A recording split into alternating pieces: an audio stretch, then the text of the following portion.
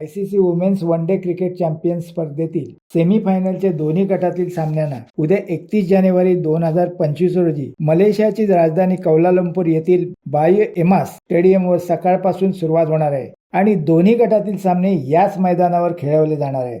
पहिला सामना भारत आणि इंग्लंड यांच्यात सकाळी 8 वाजता तर दुसरा सामना दुपारी 12 वाजता ऑस्ट्रेलिया आणि दक्षिण आफ्रिका यांच्यात खेळवला जाणार आहे. ही स्पर्धा आता अंतिम टप्प्यात पोहोचली असून भारतीय संघाने एकही सामना न गमावता सेमीफायनल गाठलेली आहे. गतविजेता भारतीय संघ फुल फॉर्म मध्ये असून पुन्हा एकदा उत्कृष्ट सांघिक खेळाचा प्रताप दाखवत मैदान गाजवण्याच्या जोशात मैदानात उतरेल. सेमीफायनल मधील विजयी संघ दिनांक 2 फेब्रुवारी रोजी कौलालंपूर येथील याच स्टेडियमवर फायनल मॅचची ठिणगी पाडणार आहेत. हा सामना दुपारी 12 वाजता सुरू होईल.